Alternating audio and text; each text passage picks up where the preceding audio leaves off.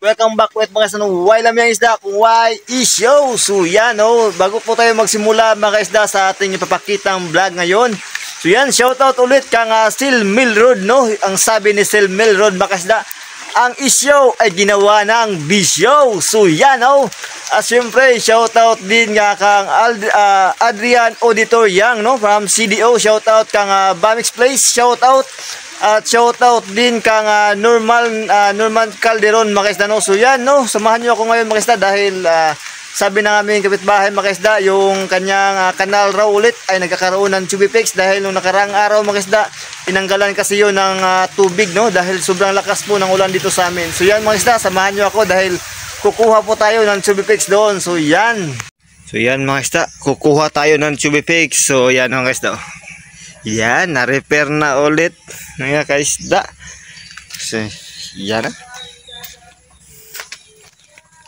samahan nyo ako ngayon mga kaisda. Yan mga kaisda may tilapia dyan mga kaisda may tilapia dyan. So, yan yung spot natin kukunan mga kaisda. So, dito muna tayo. May tilapia dito mga kaisda. Yan may orange. So, dito tayo kukuha ng tilapia. Ay, ng Chubipix pala mga isda. Try po natin dito sa Cadaleta dahil nagkakaroon daw ulit ng tubig dito. Dyan ka lang. Dyan ka lang. Huwag ka pumunta dito. Okay. Yan mga isda. Nandito na tayo. So, nandito ulit tayo sa spot na to. Yan, magkakaroon na naman ulit ng pagkain yung ating mga alagang isda. Pagkain to yung masarap sa kanila. Yan isda.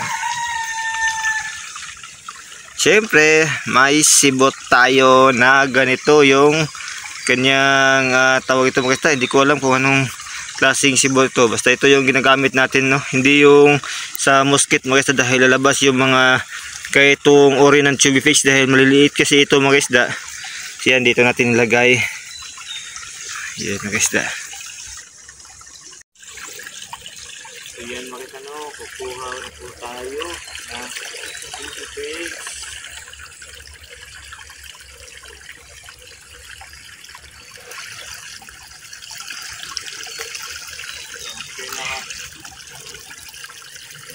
Okay na. Yan mga isda mahirap mag video mga isda. Ganyan lang ulit natin mga isda. Tingnan nyo mga isda pagkatapos nito mga isda, para lang nagsiksikan ito mga isda ito mga isda isa sa pag Chubipix mga isda, pag ito kaliit talaga madali itong mamatay kasi sobrang liit ito talaga mga isda, hindi kagaya ng ibang binibenta na mga malalaki. So ito mga isda, sobrang liit po nito. Yan ang ito.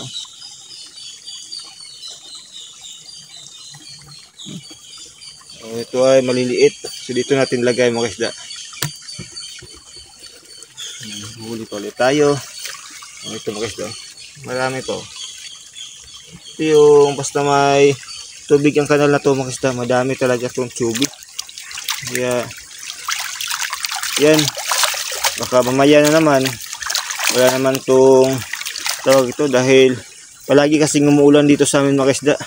So tinatanggal yung drainage doon sa kabila para hindi pumasok yung tubig dito na malakas. Kasi pag once na malakas yung tubig dito mga isda, may mga kita nyo mga isda, sobrang liit na kasi ng ano mga tawag sa Tagalog, yung pilapil.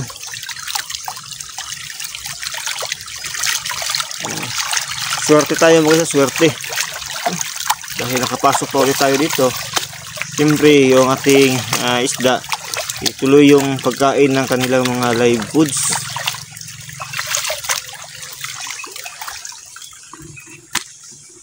Kaya pasensya na po ako once na medyo makulit yung pag-video natin dahil mahirap kasi mag-video mga isda. Yan mga isda yan. So ganyan lang mga isda yan, lubog lang, tapos huwag masyadong aliman mga isda Ibabaw mo lang ganyan ibabaw. Kasi nasa ibabaw lang kasi ito mga isda dahil tawag nito, maliit lang kasi ito.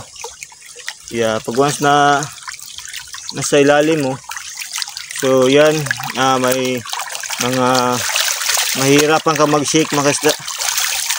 Mahirapan ka mag-ganyan.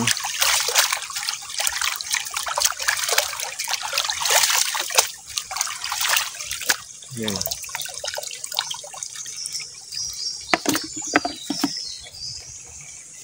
Nandun pa mga isda. Yan, nandun,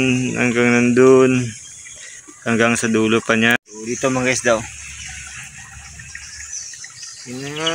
Kailangan lang, hindi lang talaga masyado ito mga isda.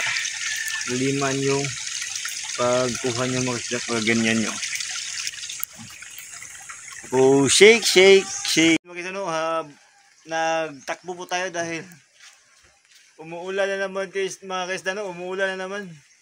So yan yung kuha natin mga kaisda. So dyan natin nilagay sa crates na pula. So yan, samahan nyo ako ngayon mga kaisda dahil ating pong ilipat. Ito na mga kaisda, yung ating nakuha na chubby pigs. Gaano nga ba sila kadami mga kaisda. Ito mga kaisda, ito yung isa sa ating makuha din minsan po. Nangunguha tayo ng chubby pigs. Ito yung scorpion, pero hindi ko lang alam kung ito ay poisonous o hindi.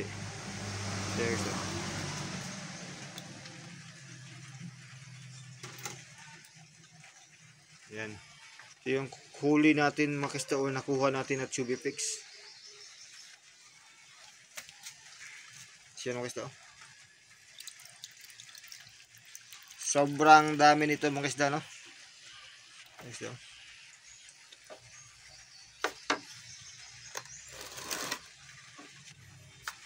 Yan, no?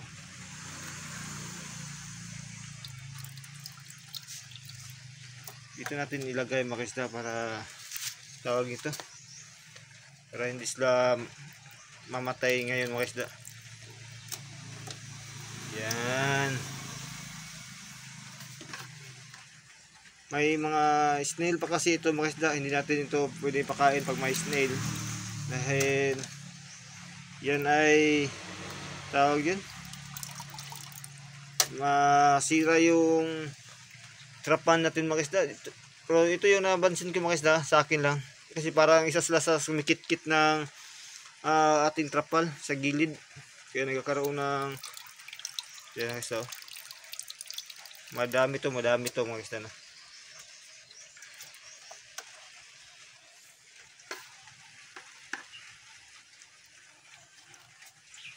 So yan.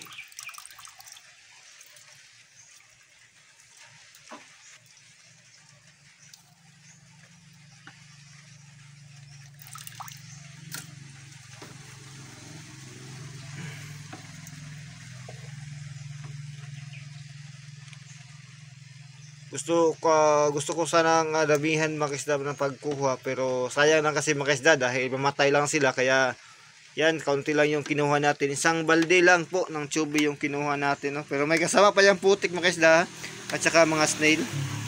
So yan. So yun lang mga kaisda, no? Huwag kalimutang mag-subscribe sa YouTube channel mga kaisda. At syempre, no, ingat po tayo palagi mga kaisda dahil palagi na namang umuulan ngayon, no? So yan, ingat po tayo palagi at God bless us all sa ating lahat mga kaisda. Shoutout my customer in Ani Store. Shoutout Apurokot Solo sa Amigos Tugbok Davao City. Shoutout my 3 customer of Tamayong.